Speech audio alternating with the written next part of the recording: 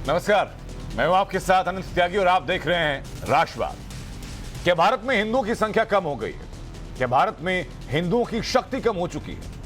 क्या भारत में हिंदुत्व का मतलब खत्म होता जा रहा है?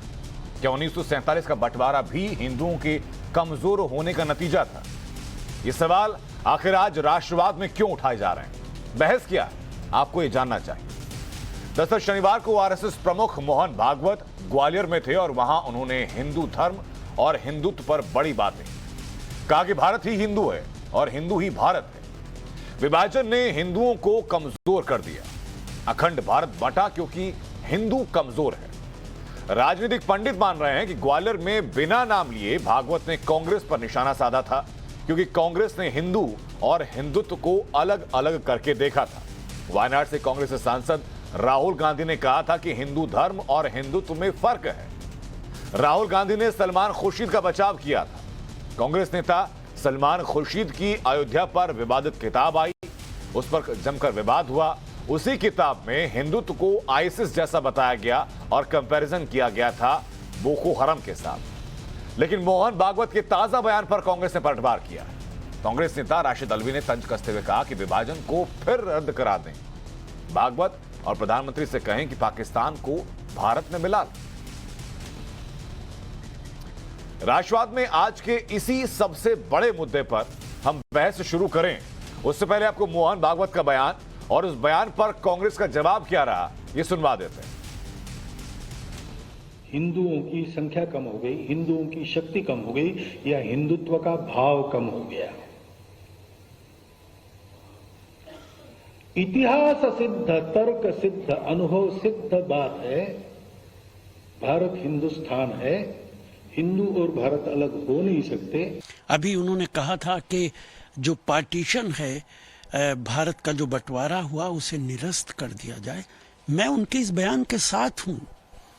भारत का जो पार्टीशन था उसको निरस्त किया जाए, बांग्लादेश पाकिस्तान दोनों को भारत के साथ मिलाया जाए।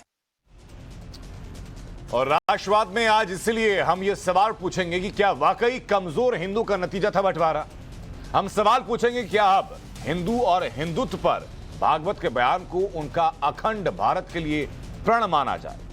हम सवाल पूछेंगे कि क्या भागवत ने कांग्रेस के दुष्प्रचार पर बिना नाम लिए प्रहार किया। क्या ये तेरा हिंदुत्व वर्सेस मेरा हिंदुत्व की लड़ाई हो रही है, और क्या हिंदुत्व पर यह लड़ाई 2022 के विधानसभा चुनाव की लड़ी जा रही है। इन्हीं सवालों पर आज राष्ट्रवाद होगा और जो खास मेहमान हमारे साथ जुड़ रहे हैं उनका तारुफ कराते हैं आपसे। हमारे साथ गोपाल कृष्ण अग्रवाल जुड़ चुके हैं बीजेपी से। हमारे साथ प्रोफेसर संगीत रागी हैं, राजनीतिक विश्लेषक हैं। अजय वर्मा जुड़ चुके हैं हमारे साथ, कांग्रेस लीडर हैं। और एमएच खान साहब हमारे साथ हैं बीएसपी की तरफ से। बहुत स्वागत आप सभी लोगों का। मैं शुरुआत अजय वर्मा करना चाहूंगा आपसे कि आप जो बोले तो सब सही, मोहन भागवत बोले तो राजनीति, कांग्रेस बोले कि हिंदू हिंदुत्व अलग है तो बिल्कुल जायज है। कांग्रेस अगर हिंदुत्व का जो कंपैरिजन है, जो तुलना है, वो आईसिस बोको हरम से कर दे तो सब जायज है।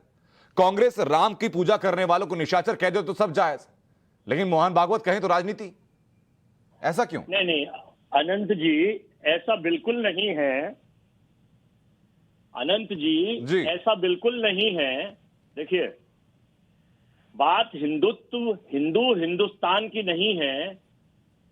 बात बीजेपी का इस वक्त जो पॉलिटिकल विंडेक्टा और पॉलिटिकल एजेंडा इनके जो आरएसएस के जैसे 6 अनुवांशिक संगठन है, 4.5 साल से आदरणीय मोहन भागवत साहब, डॉक्टर मोहन भागवत जी बड़े काबिल व्यक्ति हैं।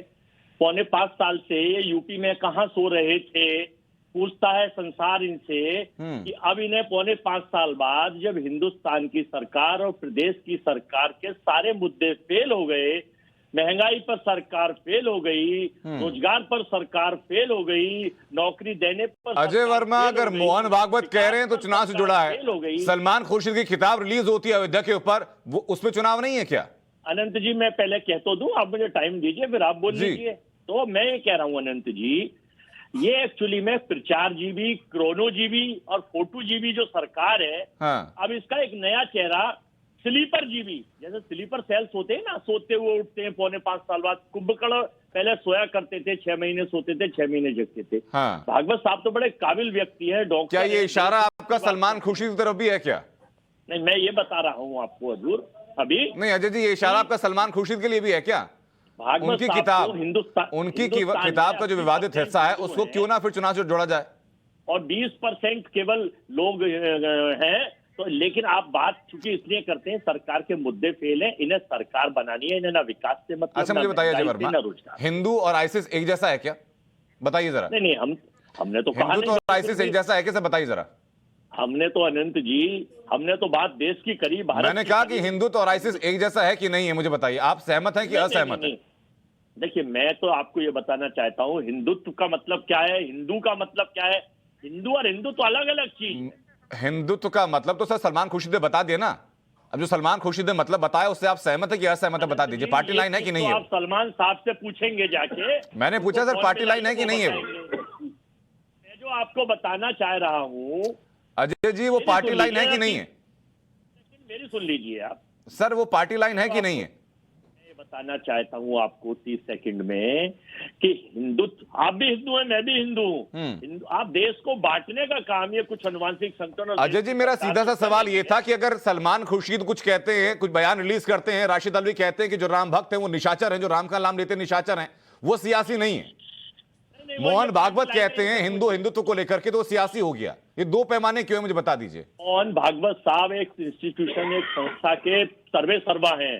सलमान साहब और राशिद अल्वी साहब किसी संस्था के सर्वे सर्वा नहीं है। आप डिफाइन कैटेगरी करिए, आप तुलनात्मक अध्ययन सही करना सीखिए। सलमान खुर्शीद और राशिद अल्वी की हैसियत कांग्रेस के अंदर क्या, बताइए। नहीं, मोहन भागवत कांग्रेस के अंदर सलमान खुर्शीद और राशिद अल्वी की हैसियत क्या, बताइए। आप खुद बताइए। नेता है, वो बड़े नेता है ना, चेहरा है ना आपकी पार्टी के। उनकी आपकी पार्टी के चेहरा है कि नहीं है? नरेंद्र मोदी जी संवैधानिक पद पर बैठे हुए हैं, प्रधानमंत्री हैं, उनकी तुलना आप अगर आपकी पार्टी के नेता हैं कि नहीं है? देखिए मैं कह रहा हूं हमारे नेता आपकी पार्टी के नेता हैं कि नहीं है? बड़े चेहरे हैं कि नहीं है सर, बताइए। सब है ना, तो वो जो कहते हैं पार्टी लाइन है, फिर सही करना सीखिए। वो जो कहते हैं पार्टी लाइन है, वो पोलराइजेशन है। नहीं, वो पार्टी लाइन नहीं है। हाँ, व्यक्तिगत लाइन है जो वो कहते हैं। हाँ, क्या वो जो कह रहे हैं, मतलब सलमान खुर्शीद का किताब रिलीज कर देना, हिंदुत्व का आईसिस बोको हरम से कंपेयर कर देना, राशिद अल्वी का राम भक्तों को निशाचर कह देना, वो इंडिविजुअल बयान है। मोहन भागवत ने जो कहा वो चुनाव से जुड़ा है। 100% 5.5 साल से कहां सो रहे थे। हाँ। और इनके बिहार के एक मंत्री जब कोई घोषणा करते हैं, इनके कितने स्टेटमेंट में आपको जो मैं सवाल आपसे कर रहा हूं सर, उसका जवाब नहीं दे रहे हैं। आपने चुनाव की बात की, मैं जवाब लेता हूं गोपाल कृष्ण अग्रवाल से। गोपाल जी बताइए, आरोप है कि भाई हिंदुत्व की बात चुनाव के नजदीक क्यों उठती है? देखिए, अगर ये आरोप है कि क्यों उठती है, तो इसका जवाब तो आपके प्रश्न में ही खड़ा है कि सलमान खुर्शीद ने इस बात को कहा ना, राहुल गांधी जी ने कहा। और असली बात ये विभाजन का, ये कॉन्स्टिट्यूशन का, ये सारी बातें आप कल के जो मोहन भागवत जी के भाषण के साथ उसके पहले 2 दिन पहले का भाषण भी देखिए। विभाजन की त्रासदी के ऊपर एक हिस्टोरिकल फैक्ट के ऊपर उन्होंने बोलते हुए कहा था कि अपीजमेंट जो होता है, आप कॉम्प्रोमाइज की राजनीति करते हैं तो वह एक विभाजन की त्रासदी के ऊपर आपको ले जाते हैं, और वह असली बात है। और उस वक्त एक अपीजमेंट की पॉलिटिक्स चल रही थी, जिसके कारण इस विभाजन की त्रासदी भारत को झेलनी पड़ी। और अब समय है कि जब हम उस अपीजमेंट को बिल्कुल नकार दें। अगर आप कॉम्प्रोमाइज, उन्होंने महाभारत की भी बात की थी कि शांति केवल याचना से नहीं होती, मजबूती से होती है। तो वह क्या कह रहे हैं कि भारत को मजबूत होना चाहिए। इस देश में अगर 85% जनसंख्या हिंदू बाहुल जनसंख्या है, उसकी भावना और उन चीजों को नकार के आप आगे नहीं बढ़ सकते। और जब आप हिंदुत्व और हिंदू, उन्होंने इस गोपाल जी, दरअसल सवाल तो यही है ना, कहते हैं कि हिंदू और हिंदू सवाल तो अलग यही है कि अगर सलमान खुर्शीद की किताब और राशिद अल्वी के बयान को जोड़कर देखा जा रहा है कि चुनाव से जुड़ा है, तो मोहन भागवत जी का यह बयान क्यों ना देखा जाए कि चुनाव के नजदीक दिया गया अपीजमेंट के लिए, ध्रुवीकरण के लिए। हम तो कह ही नहीं रहे कि राष्ट्रीय स्वयंसेवक संघ का चुनाव से कोई मतलब नहीं है। राष्ट्रीय स्वयंसेवक संघ एक 125 साल पुरानी ऑर्गेनाइजेशन है। वह हिंदुओं के संगठन को लेके आगे बढ़ती है। उसका मूल मंत्र है कि भारत में हिंदू जागृत रहे, हिंदू संगठित रहे और राष्ट्रवाद की प्रखर भावना रहे। उसका कोई राजनीतिक इलेक्शन से कोई संबंध नहीं है। ये बात बेईमानी है सर, आप सफाई के लिए चाहे कुछ भी कहें गोपाल जी, लेकिन ये बात बेमानी है कि इलेक्शन के चलते इलेक्शन से कोई मतलब नहीं आरएसएस का, ऐसा नहीं है ना। स्वयंसेवक किस तरीके से सर्वे करते हैं, ग्राउंड सर्वे करते हैं इलेक्शन के नजदीक, ये मेरी आंखों देखी बात है सर। क्या सर्वे करते हैं? पब्लिक के बीच में क्या सेंटीमेंट है, सरकार की योजनाओं का पब्लिक के ऊपर क्या इंपैक्ट है, पब्लिक की मांग क्या है, संतुष्टि क्या है, क्या इस बात की रिपोर्ट तैयार नहीं होती? संघ करता है, ये बिल्कुल भी नहीं करता। आरएसएस कार्यकर्ता रिपोर्ट नहीं देते इस बात की। संघ इस बात को बिल्कुल नहीं करता, ये बीजेपी करती है। हाँ। बीजेपी रिसर्च करती है, बीजेपी सर्वे करती है। बहुत सारे ठीक है सर, मैं आ रहा हूं सर आपके पास, दोनों के पास में आ रहा हूं। एमएच खान साहब मुझे बताइए जरा, एमएच खान साहब मुझे बताइए जरा कि मैं आपसे स्पष्टीकरण में ले लूंगा सर इसी बात को लेकर के, आपसे स्पष्टीकरण में ले लूंगा इसी बात को लेकर के। एमएच खान साहब मुझे बताइए जरा एक बात। नहीं, मैं एक बात स्पष्ट कर दूं, 10 सेकंड दे दीजिए। मैं स्वयंसेवक भी हूं और भाजपा में भी हूं, तो इसका मतलब मैं कोई काम कर रहा हूं तो वो अगर भाजपा के नाते मैं काम कर रहा हूं, वो भाजपा का काम है। हाँ ठीक है।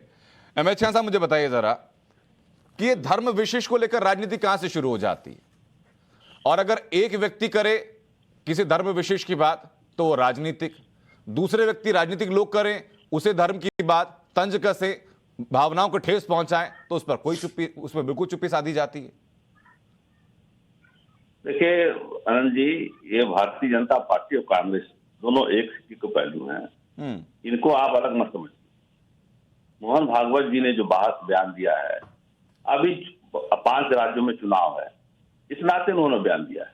और ये जो भारतीय जनता पार्टी प्रवक्ता कह रहे हैं आरएसएस नहीं करती है, मैं भी चुनाव लड़ा हूं, मैंने अपने आंखों से देखा है कि वो एक भारतीय जनता पार्टी का पदाधिकारी होता है तो एक आरएसएस का पदाधिकारी होता है, जो गांव गांव घूम के हिंदुत्व की बात करता है, मूल मुद्दे से लोगों को भटकाता है। अभी प्रयागराज में परसों जो है एक दलित परिवार के लड़की के साथ, नाबालिग लड़की के साथ बलात्कार किया गया, और उसके बाद चरम सीमा ये देख लीजिए उत्तर प्रदेश सरकार का कारनामा कि पूरे घर को कुल्हाड़ी से जैसे काटा जाता लकड़ी और क्या नाम है कोई सब्जी काटी जाती है उस तरह से काट के मार डाला। ये सब चीजें जो है। खान साहब मुद्दे पर आ जाते हैं वापस, कानून व्यवस्था की बात आप कर लीजिएगा, उत्तर प्रदेश सरकार से सवाल पूछ लीजिएगा, अब आपको पूरी आजादी है उस बात को लेकर के। मुझे बताइए सर कि अगर मोहन भागवत का बयान चुनाव से जुड़ा हुआ है तो सलमान खुर्शीद की किताब, राशिद अल्वी का बयान, वो किससे जुड़ा है? वो चुनाव से जुड़ा नहीं है। वही तो मैं कह रहा हूँ, मैं तो वही कह रहा हूँ आनंद जी, आप समझिए ये दोनों इसी तरह की राजनीति करते हैं, भारतीय जनता पार्टी हो चाहे कांग्रेस हो, दोनों। अब कांग्रेस को लगा कि हमारा उत्तर प्रदेश में 0 मामला चल रहा है, कुछ है ही नहीं है, 4% 5% वोट हमारा आ रहा है, तो इसको बढ़ाने के लिए हम ऐसा कर दें कि कुछ मुसलमान इधर आ जाए। आरएसएस प्रमुख ये सोच रहे हैं कि योगी आदित्यनाथ जी 5 साल में कुछ काम नहीं किया, कानून व्यवस्था पे नहीं, डीजल पेट्रोल के दाम बढ़ गए, महंगाई चरम सीमा पर है, टमाटर 120 रुपया किलो बिक रहा है और डीजल 120 रुपया। सर आप तो उस पार्टी से ना एमएच खान साहब जो मैनिफेस्टो जारी नहीं कर रही, कम से कम मैनिफेस्टो जारी करते तो इन मुद्दों को वहां रख लेते। पब्लिक प्लेटफॉर्म पे बोलेंगे मैनिफेस्टो जारी करेंगे नहीं, अच्छा नहीं लगता ना सर, ये दोहरा रवैया लगता है, अच्छा नहीं लगता ना सर, ये दोहरा रवैया लगता है। आपकी पार्टी के प्रमुख कहते हैं कि मैनिफेस्टो जारी करेंगे नहीं, लेकिन जो पार्टी के प्रवक्ता है वो आके कहते हैं मुद्दों की बात करते हैं। मैं वही कह रहा हूँ ना सर कि पार्टी के प्रवक्ता मुद्दों की बात करते हैं, पार्टी प्रमुख कहती है मैनिफेस्टो जारी नहीं करेंगे, तो ये 2 राहें हैं, दोनों अलग अलग राहें हैं सर। इन राहों को कम से कम एक कीजिए तो आपकी बात सुनने में मजा आएगा। संगीत रागी साहब मुझे बताइए, मैं वापस आ रहा हूं, संगीत रागी साहब मुझे बताइए जरा कि जिस हिंदुत्व का चर्चा शिकागो में रहा, जिस हिंदुत्व की व्याख्या सुप्रीम कोर्ट ने की, उसी हिंदुत्व को लाकर के ऐसे दर्जे पर खड़ा कर दिया जाता है कि उसको बताया जाता है कि आईसिस जैसा है, बोको हरम जैसा है। 2 करोड़ नौकरी दी गई क्या? नहीं खान साहब मैं आ रहा हूं आपके पास सर, आ रहा हूं आपके पास, उन मुद्दों की बात भी कीजिएगा सर।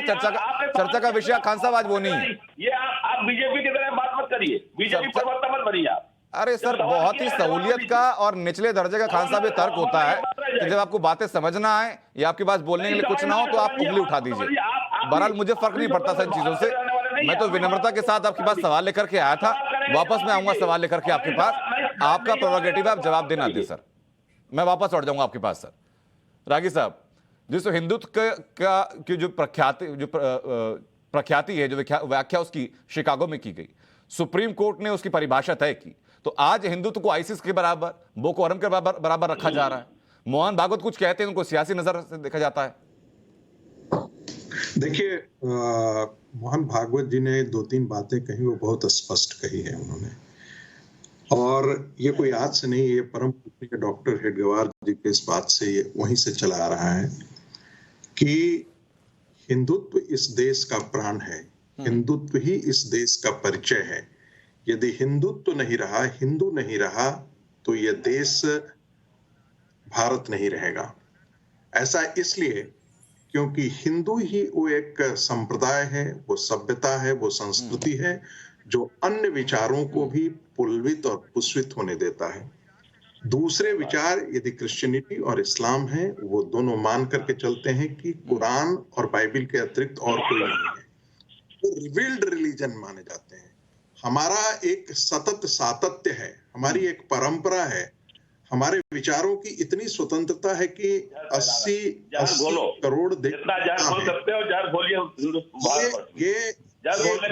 खान साहब एक एक करके बात ना सर, मजा नहीं आएगा ऐसे पीछे बोलेंगे तो। आपके पास में आऊंगा, आप खुद सवाल पूछिएगा, एक एक करके बात करते हैं खान साहब, मजा नहीं आएगा ऐसे बीच में। इस्लाम खान को करना ये कर रहे हैं, आप बैठ के सुन रहे हैं, ये डिबेट है। हाँ, ऐसे डिबेट में नहीं करता। अरे आपका पक्ष सर मैं नहीं रखूंगा ना कोई आदमी क्रिश्चियन खान साहब, आपका पक्ष मैं नहीं रखूंगा, मैं आपके पास में आऊंगा, अपना पक्ष आप खुद रखिएगा सर। संविधान मेरा क्या कहता है? संविधान कहता है कि सबको साथ मिलकर रहना, और संविधान के हिसाब से बात करिए। ये नाटक नहीं चलेगा कि हिंदू अच्छा है और मुसलमान बुरा है, इस्लाम अच्छा है तो हिंदू बुरा है। सब लोग अपने अपने धर्म के अनुयायी हैं। एमएच खान साहब, किसी की धार्मिक भावनाओं को ठेस पहुंचाने का मकसद बिल्कुल नहीं है, किसी धर्म को ऊंचा किसी धर्म को नीचा बताने का उद्देश्य बिल्कुल नहीं है। उद्देश्य सिर्फ ये है कि हिंदुत्व को लेकर के अलग अलग परिभाषाएं क्यों गढ़ी जाती हैं। मुझे बता देंगे बाकी लोग जो स्वामी विवेकानंद ने शिकागो में कहा था वो गलत था क्या वो भी सियासी हो गए थे क्या? मैं इस बात पर भी आ जाऊंगा। बहरहाल पहले सुन लीजिए संगीत रागी क्या कह रहे हैं सर, आपकी जो आपत्ति होगी आप अपनी दर्ज करा दीजिएगा, मैं आ जाऊंगा आपके पास।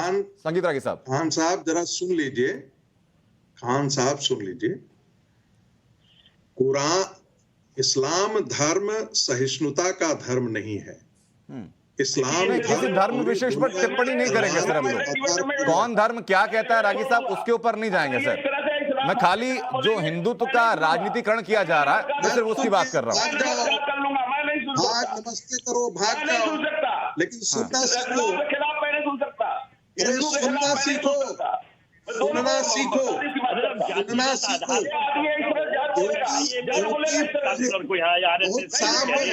देखिए संगीत रागी साहब, ये आपके निजी विचार हो सकते हैं सर, लेकिन किसी भी धर्म के ऊपर टिप्पणी सर आप इस प्लेटफॉर्म पर ना करें तो बेहतर रहेगा संगीत रागी साहब। और आज भी आप वही किसी भी धर्म के ऊपर टिप्पणी नहीं की जाएगी सर। आज की जो चर्चा का विषय संगीत रागी साहब सिर्फ ये है कि हिंदुत्व का राजनीतिकरण कैसे किया जा रहा है और कैसे इसको रोका जाना और कौन कर रहा है, सिर्फ उसकी बात। अनंत जी जहां हिंदू कमजोर हुआ है वो हिस्सा भारत से अलग हुआ है। पाकिस्तान बना ही इसलिए क्योंकि इस देश का वो हिस्सा जहां पर जिसमें धर्मांतरण ज्यादा हुआ वो मुसलमान बन गए, और मुसलमान देश के लिए नहीं रहे, उनके लिए पैन इस्लाम का आइडियोलॉजी जो है वो सबसे ज्यादा इंपॉर्टेंट हो गया। इसीलिए पैन इस्लाम आइडियोलॉजी भी है वो आज भी काम करती है, वो आइडियोलॉजी गलत नहीं गई है।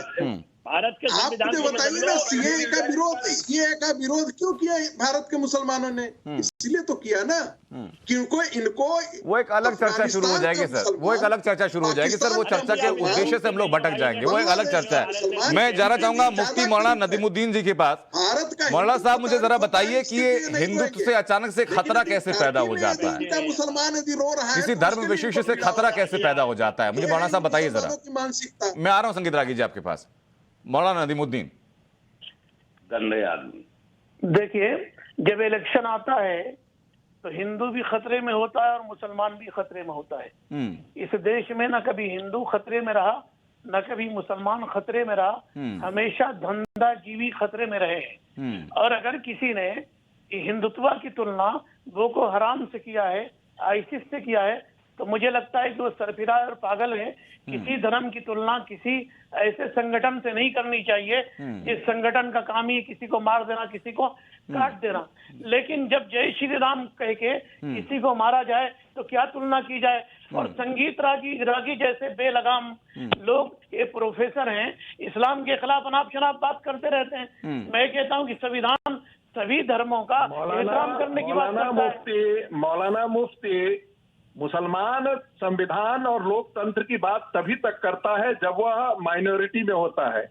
मुसलमान लोकतंत्र और नहीं, रागी साहब की बात वहां नहीं करता है जहां रागी साहब, ये बाइफरकेशन सही नहीं है सर, ये बाइफरकेशन सही नहीं है सर। और कम से कम उसके लिए सरिया हाँ। होता है, वहां उसके लिए इस्लाम होता है, वहां उसके अब अगर आप ही बीच में बोलेंगे तो मैं क्या बोलूंगा? अगर आप जैसे नहीं घुसता है मुसलमानों के भेजे में, इसके अलावा और कुछ घुसता ही नहीं है। इसलिए तो मैंने बोला, मैं जिंदा को कोट कर रहा हूँ, उसने कहा हिंदुओं के देश इसलिए नहीं रह सकते क्योंकि कुरान इसकी इजाजत नहीं देता है, और हम कुरान से बड़े तो नहीं है। तो कुरान की आयतें ही तो ये पैदा कर रही हैं, और कहां से हो रहा है? तुम्हारे मदरसे इस प्रकार की जहरीली मानसिकता पैदा करते हैं, और कहां से हो रहा है? सबसे बड़ा जहरीली मानसिकता तो तुम पैदा कर रहे हैं। तुम प्रोफेसर नहीं है, तुम जाहिल है, तुम तो प्रोफेसर नहीं है, जाहिल आदमी है। जाहिल को आप बिठाए, मुसलमान ही लोग एक जाहिल आदमी है। क्या कारण है कि दुनिया में हर जगह मुसलमान ही बम फोड़ने के लिए आता है, और कोई बम फोड़ने वाला क्यों नहीं मिलता है? कहीं तो कहीं वो किताब का है प्रभाव, वही तो है मदरसों की शिक्षा, वही तो देवबंद पैदा करता है, बहावी इस्लाम यही तो पैदा करता है। वो मुसलमान और गैर मुसलमान के बीच में पूरी पहले इसको खामोश करिए। देखिए रागी साहब वो काफिर है। और मौलाना साहब, आप दोनों से निवेदन है थोड़ी सी शांति रखिए सर। ये देश की विडंबना है कि जब हम लोग कुछ तार्किक बात करने की कोशिश करते हैं तो हिंदू मुस्लिम का एक अलग डिस्कशन शुरू हो जाता है। मैं तो कुछ बोला ही अपनी नहीं। विचारधारा तो आप जाहिल व्यक्तिगत तौर पर रख सकते हैं सर, लेकिन कम से कम इस मंच पर किसी भी धर्म को छोटा करना या किसी धर्म को बड़ा करना या कौन धर्म क्या कहता है इसके ऊपर टिप्पणी करने से बचें तो बेहतर होगा सर। किसी भी धर्म विशेष के ऊपर टिप्पणी नहीं की जा सकती सर। अपनी सोच हो सकती है, किसी की निजी विचार हो सकते हैं, लेकिन धर्म विशेष के ऊपर टिप्पणी नहीं। अरे तुम जैसे लफंगे लोग, तुम जैसे लफंगे आकर के हिंदू मुसलमान कर रहे हैं। अरे तुम प्रोफेसर नहीं है, लफंगे है, तुम गटर में रहने वाले, तुम लफंगे आदमी है, तुम लफंगे है, लानत तुम पर है, तुम लफंगे आदमी है। संगीत रागी साहब, मौलाना साहब शब्दों की मर्यादा रखिए ना सर। मौलाना है आप तो कम से कम शब्दों की मर्यादा रखिए। मौलाना की उपाधि आपके पास है मुफ्ती साहब, आप तो कम से कम शब्दों की मर्यादा रखिए सर। ऐसा नहीं हो सकता ना कि आप ऐसे टिप्पणी करते रहे, ऐसे शब्दों का इस्तेमाल करते रहे। इन शब्दों के इस्तेमाल से बचें, आप अमर्यादित शब्दों के इस्तेमाल से बचें और किसी भी धर्म विशेष पर टिप्पणी करने से बचें, तो शायद सार्थक चर्चा को हम लोग आगे ले जा पाएंगे। अजय वर्मा, वापस मैं लौट रहा हूं आपके पास और उसी बयान को लेकर के, किताब के उसी हिस्से को लेकर के मैं लौट रहा हूं जिसका जिक्र अभी मौलाना साहब ने भी किया था कि जो लोग हिंदुत्व की तुलना आईसिस, बोको हराम से करते हैं, उनके मुताबिक वो लोग सरफिरे हैं। क्या अजय वर्मा मानते हैं इस बात को? देखिए आनंद जी, सबसे पहले तो आपका चैनल विश्व का बड़ा चैनल है और आपके चैनल पे इस तरह की बेहूदगी हो, मुझे बड़ा बुरा लग रहा है। चाहे वो, मुझे नहीं लगता कि कोई प्रोफेसर और मौलाना इस तरह की वार्ता करेंगे। मेरे हृदय को बड़ा आघात पहुंच रहा है। ये भारत एक लोकतांत्रिक देश है, यहाँ हिंदू, मुस्लिम, सिख, ईसाई सबको रहने की समानता भारत का संविधान, भारत का कानून देता है। किसी भी सरकार का प्रधानमंत्री बने, मंत्रिमंडल बने, वो अलाउ करता है कि सर्वधर्म सद्भाव करता है या नहीं करता है, ये बताइए पहले। नहीं, कॉन्स्टिट्यूशन बिल्कुल कहता है, इस मामले में कोई दो राय नहीं है सर। लेकिन मुझे बताइए अजय वर्मा जी कि जब हिंदुओं को निशाचर कहा जाता है, जब राम भक्तों को निशाचर कहा जाता है, क्या तब आघात नहीं लगता? क्या तुम चूंकि बेहूदगी टिप्पणी कर रहे हो इसलिए मैं तुम्हारे खिलाफ टिप्पणी कर रहा हूँ। तुम चूंकि बेहूदे टिप्पणी कर रहे हो पर्सनल, इसलिए मैं तुम्हारे खिलाफ कर रहा हूँ। देखिए मदरसे में कौन पढ़ाता है? देखिए वाइस तुम्हारे जैसे गली का नहीं। संगीत रागी साहब, शब्दों के चयन का ध्यान रखेंगे सर। ऐसे शब्द नहीं सर, ऐसे शब्द नहीं संगीत रागी साहब, ऐसे शब्द नहीं। खान साहब, ऐसे शब्द नहीं, बिल्कुल नहीं, ऐसे शब्द नहीं सर, बिल्कुल नहीं। आपके वैचारिक मतभेद हो सकता है सर, टिप्पणी आपको पसंद नापसंद हो सकती है, लेकिन ऐसे शब्दों का इस्तेमाल नहीं सर, ऐसे शब्दों का इस्तेमाल बिल्कुल नहीं सर। मैं वापस आ रहा हूं आपके पास अजय वर्मा। रागी साहब, तुम पढ़े लिखे हो कुछ? पर्सनल टिप्पणी नहीं सर, पर्सनल टिप्पणी बिल्कुल नहीं सर, पर्सनल टिप्पणी बिल्कुल। अजय वर्मा आप भी ध्यान रखिए सर, पर्सनल टिप्पणी बिल्कुल नहीं। नहीं, हमने कोई ये अजय वर्मा गली मोहल्ले का नेता आदमी आकर के नहीं रागी साहब, संगीत रागी जी, देखिए संगीत राग जी, अदब का ध्यान रखें, इनसे कहिए, अदब का ध्यान रखें, कहिए, एक दूसरे के सम्मान का ध्यान रखें। बिना इसकी चर्चा नहीं हो पाएगी सर, अरे तुम क्या बिना इसके चर्चा नहीं हो पाएगी रागी साहब। के यहाँ संगीत रागी जी, बिना इसकी चर्चा नहीं हो पाएगी सर। लिहाज हमें रखना होगा, शब्दों की मर्यादा रखनी होगी सर। ना आप पर्सनल टिप्पणी कर सकते हैं और ना अजय वर्मा आप कर सकते हैं, क्योंकि पैनल में कोई भी पर्सनल टिप्पणी नहीं कर सकता। पर्सनल टिप्पणी नहीं सर। हिंदुस्तान के लोकतंत्र को खत्म करने का काम। मुझे अजय वर्मा जी आप भी बता दीजिए, आपने कहा कि आपके हृदय को आघात लगा, तो जब राम भक्तों को निशाचर कहा गया कि तब भी आघात लगा।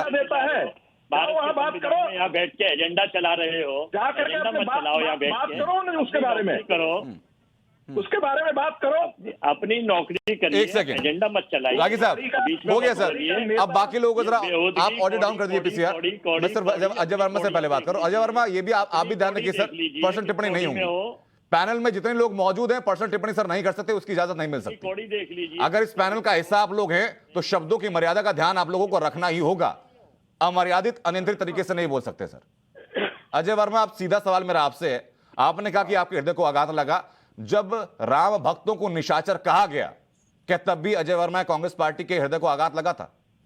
देखिए, राम भक्त हम भी हैं अनंत जी, भगवान राम किसी के पेटेंट नहीं है, हमारे भी देवता हैं। किसके पेटेंट है उसकी बात नहीं कर रहा सर, मैं आप ही के नेता के बयान की बात कर रहा हूं।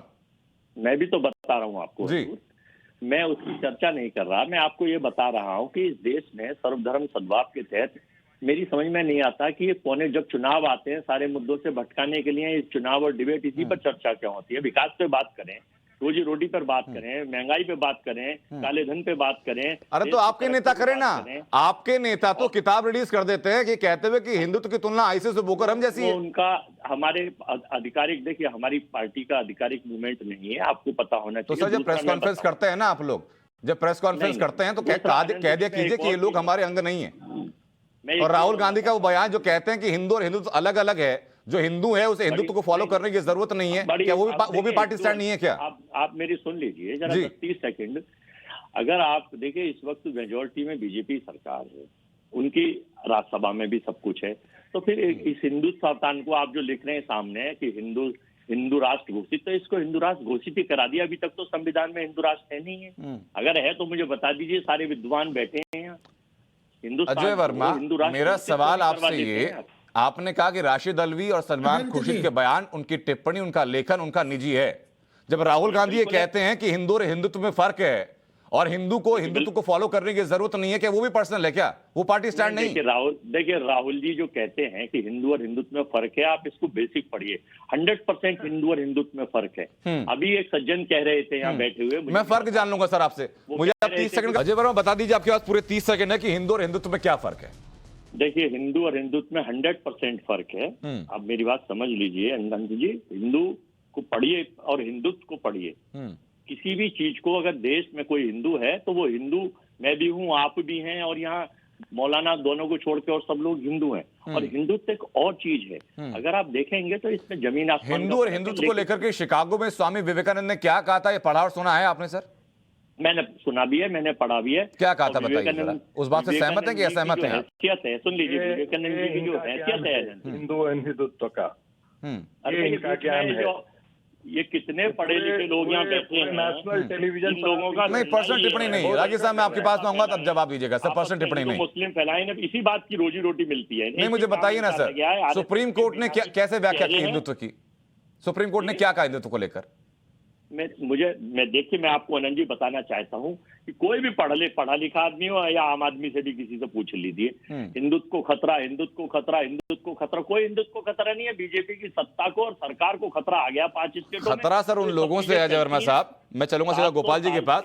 खतरा उन लोगों से है अजय जी जो कहते हैं कि हिंदुत्व और आईसिस एक जैसे हैं, जो कहते हैं कि हिंदुत्व और बोको हराम एक जैसे हैं, जो कहते हैं कि रामलला थे ही नहीं कहीं, जिनको राम सेतु का अस्तित्व नजर नहीं आता था। खतरा ऐसे लोगों से है, 700 साल में खतरा ऐसे लोगों से है सर, और उसी पार्टी के लोग बाद में जनेऊ डाल के मंदिर मंदिर घूमते हैं। खतरा ऐसे लोगों से है जो कि राजनीति में सीजनल हिंदू बन जाते हैं। गोपाल जी मुझे बताइए जरा कि जो हिंदुत्व पर टिप्पणी करे, जो पार्टी कहे कि हिंदू और हिंदुत्व अलग अलग हैं, जो कहे कि हिंदुत्व को फॉलो करने की जरूरत नहीं, हिंदुत्व पर राजनीति वो कर रहा है या मोहन भागवत कर रहे हैं?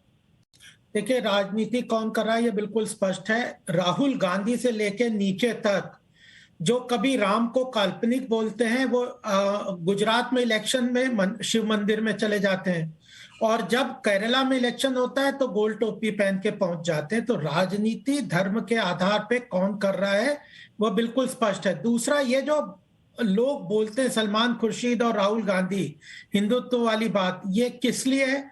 मुस्लिम वोटों को कंसोलिडेट करना, उनका अपीजमेंट है। तो राजनीतिक लक्ष्य तो हम तो लोग शुरू से लेके आखिर तक आरएसएस या संघ या भारतीय जनता पार्टी, इन्होंने बिल्कुल स्पष्ट अपनी नीति है कि अपीजमेंट किसी का हम नहीं करेंगे। भारतीय जनता पार्टी स्पष्ट कह रही है हम किसी का अपीजमेंट करेंगे नहीं, और सबको सरकारी योजनाओं का लाभ बराबर मिलेगा, किसी धर्म के आधार पे नहीं मिलेगा और किसी अपीजमेंट के आधार पे नहीं मिलेगा। तो कौन धर्म की राजनीति कर रहा है, यह बात है। और यह क्या हिंदुत्व और हिंदू के बारे में बताएंगे, जिन्हें कुछ ना हिंदू के बारे में पता है ना हिंदुत्व के बारे में।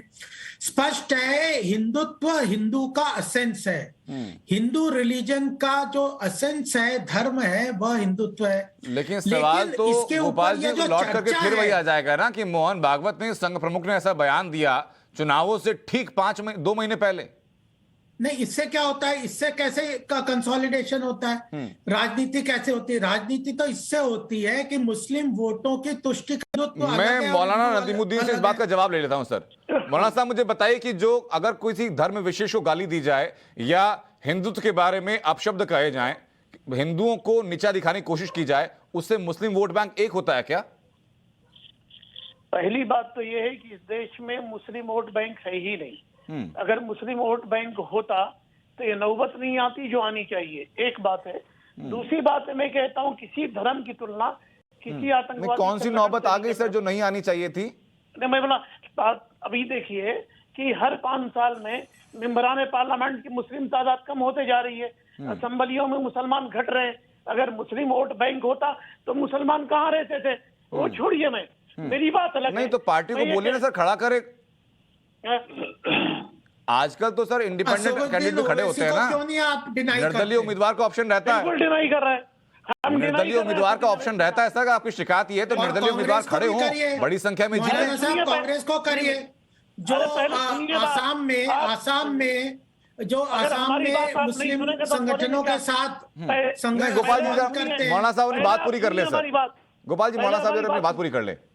हाँ, पहले हमारी बात सुनिए। हाँ जी। एक बात है, किसी भी संगठन का तुलना किसी भी धर्म से नहीं करनी चाहिए।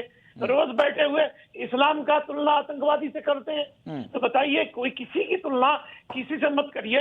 इस देश के अंदर बहुत सारे मुद्दा है, करुणा में बहुत मुद्दा है, बेरोजगारी मुद्दा है, मुझे बताइए ना सर, उस पर बात करिए। मुझे बताइए मौलाना साहब, मुझे बताइए कि उत्तर प्रदेश के अंदर ही पार्टी ऐसी जिनके बारे में कहा जाता है कि भाई वो मुस्लिम और यादवों का वोट बैंक हासिल करती हैं। असदुद्दीन ओवैसी की उत्तर प्रदेश के अंदर एंट्री हो रही है तो कहा जा रहा है कि मुस्लिम वोट बैंक के भरोसे असदुद्दीन ओवैसी उत्तर प्रदेश में आने की कोशिश कर रहे हैं। अगर राजनीतिक पंडित ही मानते हैं, नेता खुद ही मान रहे, तो वोटर का इंक्लिनेशन होगा ना। देखिए, जब इलेक्शन आता है तो मुसलमान मुद्दा बनता है, मगर मुसलमानों के मुद्दा नहीं बनता। मुसलमानों की जहालत, मुसलमानों की बेरोजगारी, मुसलमानों की गुर्बत, ये मुद्दा क्यों नहीं बनता है? जब इलेक्शन आता है तो मुसलमान मुद्दा बन जाता है, मगर मुसलमानों की बेरोजगारी, मुसलमानों की गुर्बत, मुसलमानों की जहालत, ये मुद्दा क्यों नहीं बनता है? कांग्रेस ने पार्लियामेंट में कहा, अरे सुनिए मौलाना साहब, जब पार्लियामेंट का जवाब तो दे दो। पार्लियामेंट में कहा कि मुसलमानों का पहला अधिकार है, तब क्यों नहीं आप बोले कि ये गलत बात है? मौलाना साहब तब क्यों नहीं बोले पार्लियामेंट में? कांग्रेस ने कहा कि मुसलमानों का इस संसाधनों पे देश के पहला हक है। एक सेकेंड, मैं चाहूंगा कि सर एमएच खान साहब इस बात का जवाब दें। मौलाना साहब, मैं लौट रहा हूं आपके पास। एमएच खान साहब, बताइए सर, ये शिकायत क्यों है? मायावती तो 4 बार उत्तर प्रदेश की मुख्यमंत्री बनी है, आप भी उनके साथी रहे। क्या शिकायत क्या है, किस बात की? मौलाना साहब खुद कह रहे हैं सर कि चुनाव आते हैं, मुसलमानों की याद आती है, सरकार बन जाती है तो सब लोग भूल जाते हैं। देखिए, मैं यही कह रहा हूं, आप जागीर जी समझ लीजिए कि ये बीजेपी और कांग्रेस दोनों एक सिक्के के दो पहलू हैं सर। ये इनको कुछ समझ नहीं आता। मौलाना साहब किसी पार्टी के व्यक्ति नहीं है ना। अब मुझे अब मेरी बात सुनिए, अब बताइए, हिंदू खतरे में मोहन भागवत जी कह रहे हैं। हाँ। उत्तर प्रदेश का मुख्यमंत्री नहीं सर, उस पर वो भी सवाल मैं ले लूंगा आपसे। पहले तो मुझे मौलाना साहब ने जो सवाल किया उसका आप जवाब दीजिए ना। क्या मौलाना साहब ने सवाल किया? मौलाना साहब का सवाल सर ये है कि आपको चुनाव आते हैं तो आपको मुसलमानों की याद आती है, राजनीतिक पार्टियों को। चुनाव चले जाते हैं, सरकार बन जाती है तो हमें भूल जाते हैं। तो मायावती तो 4 बार यूपी की मुख्यमंत्री रही, चार बार के टर्म में ऐसा तो कुछ किया होता तो ये मुसलमानों की शिकायत कम से कम बीएसपी से ना होती, आपको अलग रख के चलते।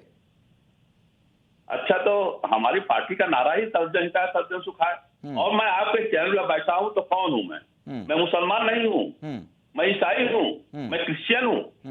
ये कौन सा सवाल आपने किया? आज मुझे राष्ट्रीय प्रवक्ता बनाया गया, मुसलमान होने के नाते मुझे राष्ट्रीय प्रवक्ता बनाया बहुजन समाज पार्टी ने, और मैं अपनी पार्टी का पक्ष रखता हूं। और हम हर विधानसभा में 403 विधानसभा में कम से कम 100 टिकट मुसलमानों को देता हूं, और अदर कास्ट को दिया जाता है। यहाँ तो सर्वजन हिताय सर्वजन सुखाय का नारा है। ये काम तो बीजेपी और कांग्रेस का है। अरे ये जो काम करते हैं, और मौलाना साहब को बीच के फुटबॉल गोपाल जी कुछ कहना चाह रहे हैं, उसके बाद चलूंगा संगीत रागी जी के पास। गोपाल जी, मौलाना साहब तो समझ नहीं आ रहा। देखिए, सबसे बड़ी बात यह है कि इन्होंने धर्म की राजनीति की है पूरे जीवन, मुख्यमंत्री और इसी का परिणाम है कि जब ये कहते हैं कि इस देश के संसाधनों पर मुसलमानों का पहला हक है कांग्रेस, और उसके बाद उसमें अल्पसंख्यक शब्द इस्तेमाल किया गया था सर, मुसलमान शब्द इस्तेमाल नहीं किया गया था। माइनॉरिटीज का बोला था ना, अल्पसंख्यक। हाँ, तो फिर इसके बाद सच्चर कमेटी की रिपोर्ट जब आती है, अनंत त्यागी जी, सच्चर कमेटी की रिपोर्ट आती है तो वो बताते हैं कि मुसलमानों की हालत खराब है। तो 60 साल में आपने क्या किया? इन्हें तो वोट बैंक ही बनाया ना। खान साहब एक करके सर, में थोड़ी खान साहब मैं वापस लौट रहा हूँ असली हित अगर उनका कर रहे हैं तो 3 तलाक हटाने से ठीक है। अच्छा, मैं गोपाल जी वापस लौट रहा हूँ। खान साहब अपनी बात पूरी कर ले सर, कुछ कहना चाह रहे हैं। खान साहब बता दीजिए, अपनी बात पूरी कर लीजिए पहले आप। अल्पसंख्यकों में बौद्ध, सिख, ईसाई और मुस्लिम सब आते हैं। हाँ ठीक है अजय जी, ठीक है। आपने मुझे सवाल किया, सारे बोलने लगे। नहीं बताइए सर, आप बताइए। नहीं, मैं कह रहा हूँ, आपने बहन जी पे सवाल किया तो सुन लीजिए। बहन जी के नाम पे आपने पूछा, तो बहन जी जब बनी मुख्यमंत्री तो सबसे पहले पूरे हिंदुस्तान में कहीं अल्पसंख्यक कल्याण विभाग नहीं बना था। बहन जी ने बनाया अल्पसंख्यक कल्याण विभाग, और मुसलमान बच्चों को 10वीं तक के बच्चों तक को वजीफा मिलता था। और सबसे बड़ा कारनामा उन्होंने किया सर, अल्पसंख्यक देश में खाली मुसलमान है क्या? इल्म हासिल करना, खान साहब, उर्दू, अरबी, फारसी। खान साहब डिपार्टमेंट का नाम रखा है अल्पसंख्यक कल्याण मंत्रालय, और वजीफा खाली एक धर्म को, वो कहीं नहीं बना हुआ। खान साहब, लोग शिक्षा एमएच खान साहब सुन तो लीजिए, नाम रखा अल्पसंख्यक कल्याण मंत्रालय और वजीफा खाली एक धर्म के लोगों को, बाकी लोगों को मिल रहा है। नहीं मतलब आप ही की कथनी की बात कर रहा हूँ सर, बाकी लोगों को मिल रहा है। अब अल्पसंख्यक कल्याण में अल्पसंख्यकों को नहीं मिल रहा था, उनको जोड़ा गया। अच्छा खान साहब, सिटीजनशिप अमेंडमेंट एक्ट को क्यों आप अपोज कर रहे थे? और पिछड़े वर्ग के लोगों को मिल रहा है, बैकवर्ड क्लास आपको सिटीजनशिप ठीक है सर, हो गया सर। अब 4 साल का दौरा आपने दे दिया सर, अब सरकार का बखान हो गया। अब मैं वापस आ रहा हूं अपने आज की चर्चा के मुद्दे पर। संगीत रागी साहब, मुझे बताइए जरा कि अब क्या लड़ाई ये तेरा हिंदुत्व और मेरा हिंदुत्व के बीच में लड़ते हुए चुनाव तक जाएगी? देखिए, ये बात मूल मुद्दे से भटक गई थी। इस देश को खतरा रेडिकल इस्लाम से है। इसलिए रेडिकल इस्लाम से है कि समाजवादी पार्टी मुसलमानों को वोट के लिए किसी भी हद तक जा सकती है। आप सोच सकते हैं कि क्या आजाद भारत में जिस भारत का विभाजन धर्म के आधार पर हुआ, वहां फिर से वही मुद्दे जो भारत विभाजन से पहले के मुद्दे थे वो आकर के खड़ा हो जाए? मुसलमान, अरे मुसलमानों को तो 23% मुसलमानों के लिए 35% जमीन दे दी गई थी। आप ही के दादे परदादाओं ने इस देश को बांट करके पाकिस्तान खड़ा किया था कि हम नहीं रहेंगे, हम आपके साथ नहीं है। रागी साहब, जनरलाइज नहीं कर सकते सर। जिन लोगों को हिंदुस्तान से मोहब्बत रही वो हिंदुस्तान में रुके, जिनको जन्नत से मोहब्बत थी वो पाकिस्तान चले गए। आजाद भारत में मुसलमानों की जहालत जो है वो क्यों है? मुसलमानों की जहालत इसलिए है कि वो अपनी जहालत में रहना चाहते हैं, वो पढ़ना लिखना नहीं चाहते हैं। उनको जो है वो मदरसे की शिक्षा आप किसी बात को लेकर मौलाना साहब को जवाब देना चाह रहे हैं? तो मौलाना साहब, गंदगी और जंगली आ रहा हूं रागी साहब आपके पास, कोई उनको सुधार नहीं सकता। मौलाना साहब देखिए, विभाजन का जिम्मेदार कौन है? क्या विभाजन के जिम्मेदार 1923 में सावरकर ने नहीं कहा था टू नेशन थ्योरी? बिल्कुल नहीं, बिल्कुल नहीं। अरे सुनो यार, विभाजन का जिम्मेदार नहीं, सावरकर ने विभाजन को मना किया था। बिल्कुल नहीं, सुनो पहले, बिल्कुल पहले सावरकर ने विभाजन, गलत मत बोलो। सुनो पहले, ने कभी भी विभाजन की बात नहीं की है। सुनो पहले, सावरकर ने कभी विभाजन की बात। अरे सुनो पहले आप सुनो पहले आप मेरी बात सुनो। सैयद ने 1887 में उससे ज्यादा गंदी भाषा का प्रयोग किया था। सुनो भाई, हमारे मुसलमानों की तलवारों से लहू से कांपते हैं हिंदू। ऐसी भाषा का प्रयोग तो अरे सर, इतिहास में जाएंगे रागी साहब या मौलाना साहब, इतिहास में जाएंगे तो सर ये चर्चा में इतना वक्त हम समेट नहीं पाएंगे। आज के यथार्थ में हम लोग यथार्थ में रहकर बात कर लेते हैं। मौलाना साहब, यथार्थ में रहकर बात कर लेते हैं। ऐसे गंदे लोगों को आप बुलाओगे तो यथार्थ में क्या बात करोगे? अहमद खान साहब, शब्दों की मर्यादा के लिए सर मैंने पहले भी दरख्वास्त की और फिर दरख्वास्त कर रहा हूँ। सुनिए शब्दों की मर्यादा, जो भी मेहमान लागेगा माफी के साथ मैं कहना चाहूंगा सर, उसकी आवाज को म्यूट कर दिया जाए। टिप्पणी करना बंद करो। मैं कह रहा हूं सर, शब्दों की मर्यादा को जो भी मेहमान लागेगा, मैं बहुत अदब के साथ कह रहा हूं, उनकी आवाज को बंद कर दिया जाएगा तत्काल। जब सिंध में मुस्लिम लीग की सरकार रेजोल्यूशन, मौलाना साहब इतिहास की कक्षा नहीं है सर, मुझे आज के बारे में बता दीजिए। आप क्या बताएं, बोलिए। आज के बारे में बता दीजिए कि क्या हिंदुओं को के बारे में अपशब्द कह करके मुस्लिम वोट एक होते हैं क्या?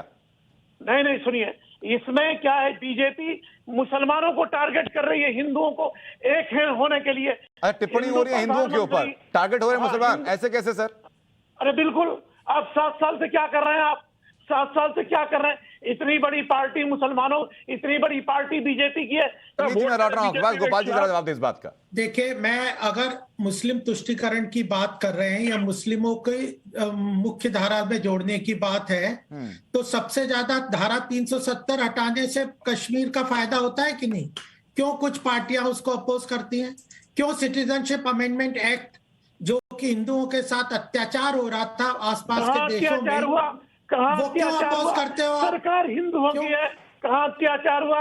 अरे तीन तलाक जैसे कानून लाए, अरे छोड़िए, उससे किसका फायदा हो रहा है? उससे किसका फायदा हो रहा है? हमारी मुस्लिम बहनों का फायदा हो रहा है ना, मुस्लिम बहनों का फायदा हो रहा है ना, उनके साथ अलगाववादी का व्यवहार करते थे। एक सेकंड, अरे कश्मीर, मेरे पास वक्त कम है, लेकिन नसीमुद्दीन साहब जरा संक्षेप में बता दीजिए, ट्रिपल तलाक से महिलाओं को फायदा नहीं हुआ क्या? बताइए क्या फायदा? जो हमारी जन कल्याणकारी मौलाना साहब कह रहे हैं कि फायदा नहीं बल्कि नुकसान हो गया है। बनाना है, किसान सम्मान निधि है, चाहे मनरेगा की स्कीम है, चले जा रहे हैं, जो किसी भी उज्ज्वला योजना है, किसी के दर्ज नहीं हो रहा क्या? दिया गया है कि मुसलमान है कि हिंदू है? क्या बात कर रहे हैं मौलाना साहब? चले गए, विरोध करने के लिए सिर्फ विरोध मत कीजिए ना सर। अरे ये विरोध करने के लिए विरोध ना कीजिए ना सर। पूछता हूँ, 1 मिनट, एक प्रश्न है मेरा। जो जन कल्याणकारी योजना है, उज्ज्वला योजना, जन कल्याण योजना, जो उज्ज्वला योजना, जो किसान सम्मान निधि, जो मनरेगा है, या जो हर घर जल है, क्या किसी धर्म को देख के दिए जा रहे हैं? सबको बराबर दिए जा रहे हैं? मुसलमानों तक नहीं पहुंचती है, देख के दिए जा रहे हैं? मुसलमानों को कर दिया, कैसे नहीं?